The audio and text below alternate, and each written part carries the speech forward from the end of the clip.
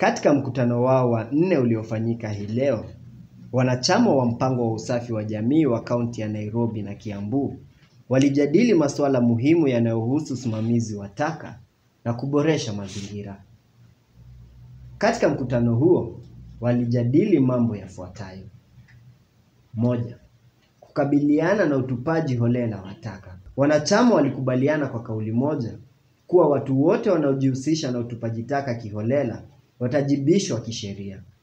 Hatua hii inalenga kuimarisha utekelezaji wa kanuni zilizowekwa katika mikutano iliyopita ili kudumisha usafi.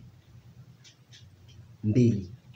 Kutambua wakusanyaji wa taka waliosajiliwa. Ili kuboresha mfumo wa ukusanyaji taka, wanachama waliomba orodha ya wakusanyaji wa taka waliothibitishwa. Hii itasaidia kukabiliana na wale ambao hawajajumuishwa kwenye mpango rasmi wa ukusanyaji wa taka. 3. Ushirikiano kati ya wakusanyaji wa taka. Ili kufanikisha mazingira safi, wanachama walisisitiza umuhimu wa mshikamano kati ya wakusanyaji wa taka. Ili kufanikisha mazingira safi, wanachama walisisitiza umuhimu wa mshikamano kati ya wakusanyaji wa taka. Ushirikiano huu utasaidia kuimarisha huduma na kuleta athari chanya kwa jamii kwa ujumla. Masharti ya malipo kwa wateja. Ili kupendekeza kuwepo kwa makubaliano rasmi kati ya wakusanyaji wa taka na wateja wao kuhusu tarehe za mwisho za malipo, hatua hii inalenga kuepusha ucheleweshaji wa malipo au kutolipwa kabisa. Hii inayoweza kudhoofisha huduma za ukusanyaji taka.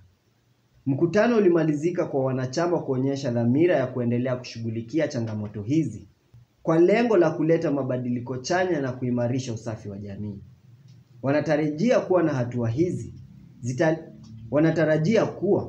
hatua hizi zitaleta mfumo endelevu wa usimamizi wa taka.